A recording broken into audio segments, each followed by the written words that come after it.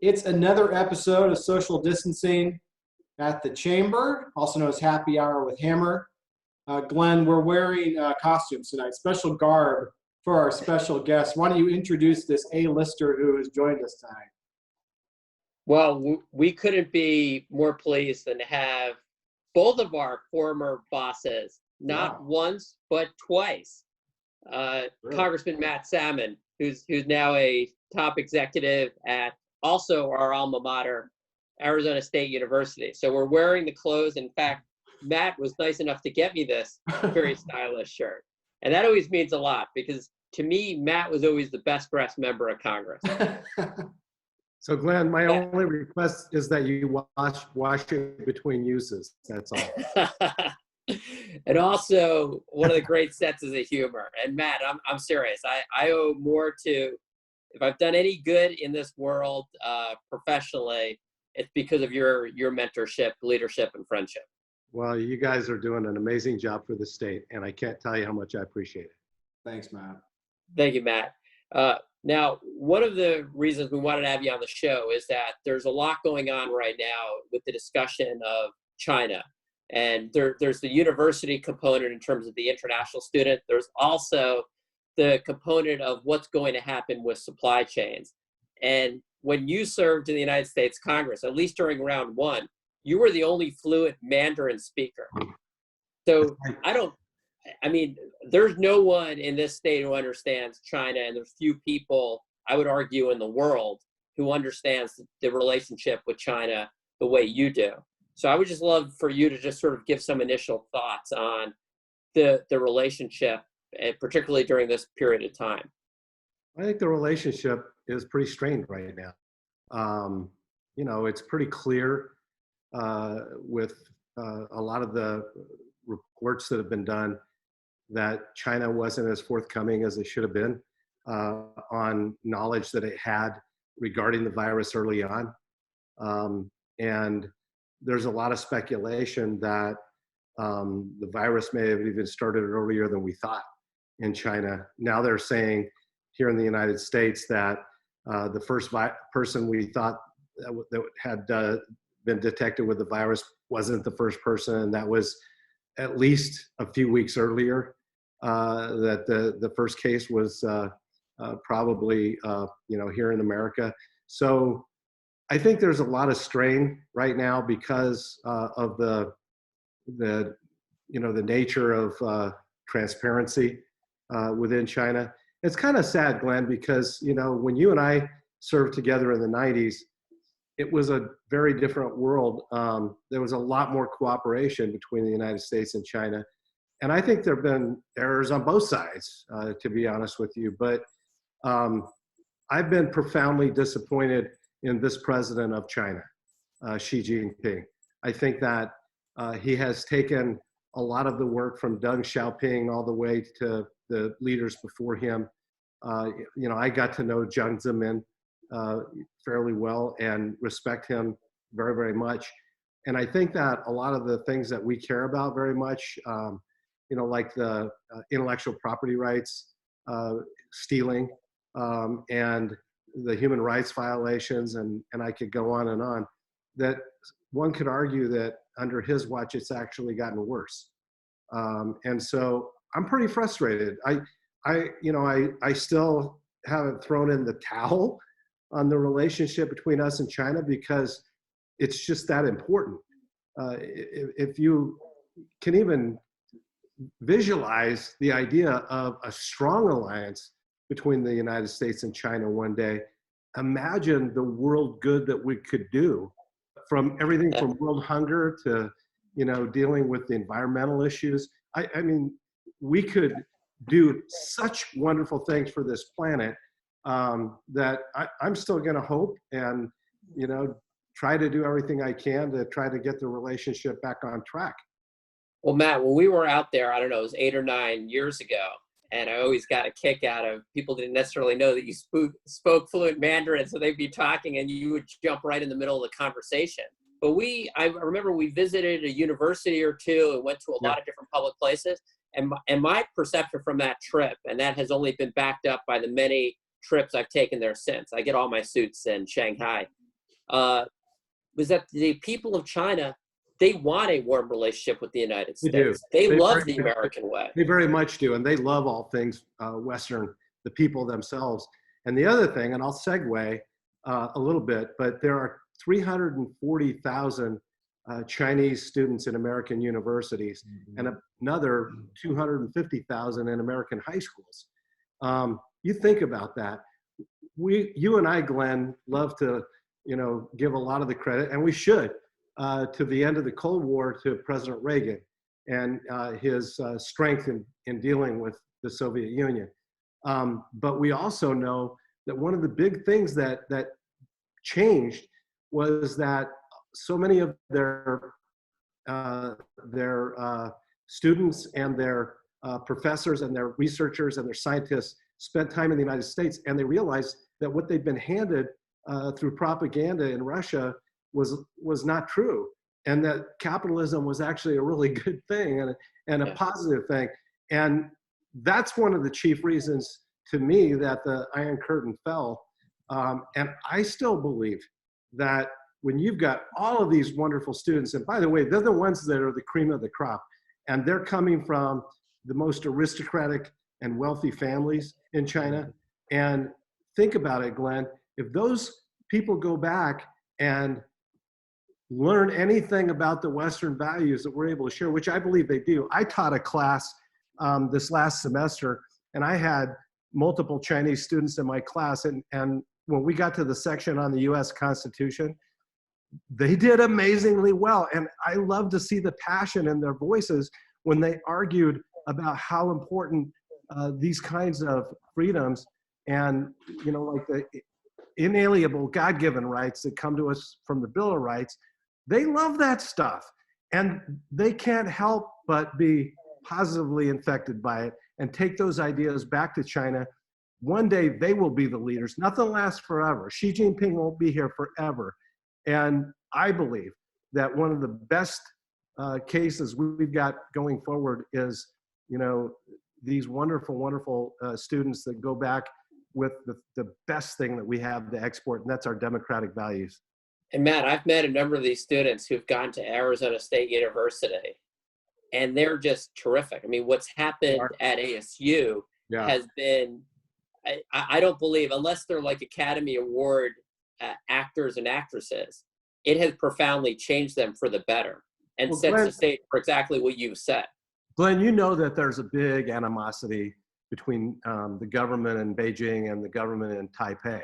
You know that. I mean, it's been around forever.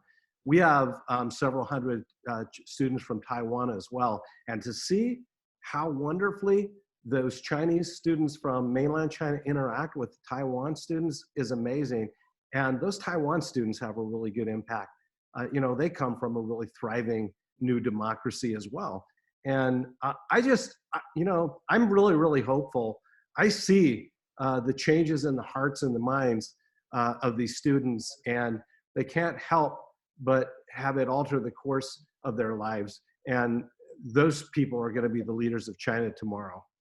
I mean, to me, no matter what, and I wanted to talk a little bit about the importance of making sure that our universities, particularly when it comes to a lot of the R&D activity, are super duper strong. I mean, no matter what, whether friend, foe, strategic rival, it's Team USA and Team China. Those are the only two centers of gravity that I think we're going to see for generations. Well, and Glenn, you know about the Belt and Road Initiative and how much influence it's having on the planet today. And so, we've either got to figure this out or realize that we're going to be in another Cold War. And I don't think anybody wants that. But it seems to me, no matter what, the universities, we need to make sure that our American universities, which still far and away are the best in the world, remain strong. And that came up, and that was one of the reasons that we wanted to have you on the show. We were on a call with Senator Sinema, and we were going down this line of dialogue that our universities, if we weaken the R&D capability and entrepreneurial capability of this country, we're going to be, I'm going to use a term you taught me to use, we're going to be in a world of hurt. So Glenn, you remember when you and I got to work on a fun little project together, recruiting Yao Ming from the China Basketball Association, Shanghai Sharks. And I spent 6 weeks in Shanghai working to recruit him. And I came away from there with a philosophy of business too. And that was the government should operate more like the NBA.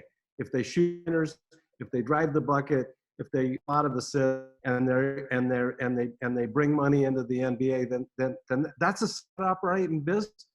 You know, we ought to bring the superstars from all over the globe to the United States. That's how we dominate. And you know, I'll walk down memory lane. I'm reading a wonderful history book right now that is about the United States, 1931 and 1971. But when I was reading about the part, it's called The Glory and the Dream. Wonderful book. It's very, very long, and it's a great history. If it wasn't for those Austrian scientists, we wouldn't have gotten the jump on the atomic bomb. It would have never happened. And so foreign science in the United States has long been something that has benefited this country, and we should be attracting the brightest and the best from wherever they live on the planet and getting them here to work for American companies and to benefit this country. Matt, I got a practical question for you to bring your world of higher ed and China together. Embassies are not processing visa applications at the same rate. We're dealing with travel restrictions, right, plus just concerns about travel generally. How are you at ASU dealing with this problem that's landed in your lap? It's going to be cataclysmic to the universities if we don't get this fixed. So we have over 14,000 foreign students at ASU. Wow. From all over the globe. And let me tell you what that represents just in tuition. That's about $225 million a year, just in tuition. If you conservatively then believe that their impact on the economy is another $225 million, that's close to $500 million impact that foreign students have just for ASU. And U of A has theirs, and so does NAU. That's just $500 million a year just for ASU impact on Arizona's economy. And if we lose those students, or a significant number of those students, we can't get them processed, through the consulates. It's going to be very, very devastating to our, to our economics at the state of, at Arizona State. It's an important point you make, because I know we're talking about China, but you're attracting students literally from all over the world. All over the globe. Yeah, that 14,000, there is a number of Chinese students, but I think that number is in the 3,000 something, maybe like 3,800. The next largest category is from India, and that's about 3,300. But we have them from South America, Europe, United Emirates, Saudi Arabia. We have them from all over the planet. And those foreign students, besides the fact that they contribute greatly to our economy and they help our university, some of the best researchers at the university come from other countries, some of them. And so a lot of those labs help us if we lose that. So a lot of those labs, there are scientists in there that they come from somewhere else, they hail from somewhere else, but they're choosing to do their research at ASU. Correct. And so I've spoken with top officials. In fact, I had a great conversation day before yesterday to one of the top officials at the State Department. And it's really interesting. She told me that nationally, the economic impact of foreign students to our economy is $45 billion. Not chump change. $45 billion impact of just foreign students at American universities. I'm sorry. And so we got to get this right. And I mentioned to her that, you all are doing virtual visa interviews for people that this country needs to bring in, like critical people like doctors and nurses. Can't we do the same thing for foreign students? Because this ought to be seamless, and this is a year like no other year. We ought to be letting technology, like we're doing right now, My son is a psychiatrist in Washington, D.C. By the way, that's a place where he can make a lot of money. You know, there are a lot of nuts in Washington, D.C. But he's doing virtually all of his counseling over Zoom, just like this right now. Why can't we do the same thing for visa interviews? We should be able to. And even if all of those consular folks are even based here in the United States right now, which most of them are, they've come back from in country because the embassies have closed. They can do it from here. Not a big deal. Yeah.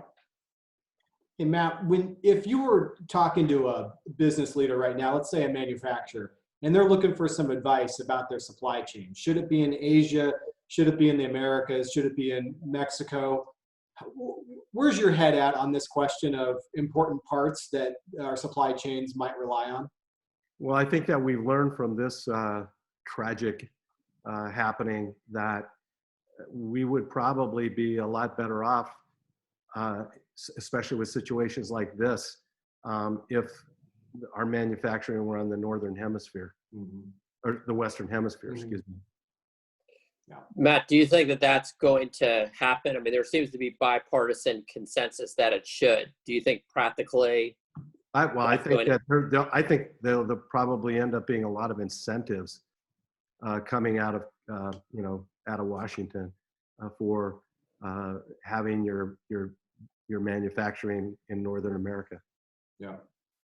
Yeah. Glenn, that's all I've got. You want to take us home? Yeah, no, Matt, I just appreciate what you've done over the years. I believe you're in an extremely important place right now as we navigate through a once in 100-year crisis. And I could probably speak for both of us. We just appreciate what you've contributed to us personally over the years, and you're one of the great Arizona leaders. And just thank you, Matt. Well, it's hard. It's easy to get rich when you start with $1 million, and I think you guys are like $2 million. So I love you guys. You do a wonderful job. Let me just throw a note of optimism out there. I really do believe that, especially in Arizona, we can make this a V instead of a U, and certainly not an L. I think that we're smart enough and nimble enough, and I think that we get the business climate enough that we can do this. We can make this happen. And I think that, let's stop looking at the ground. Let's look up.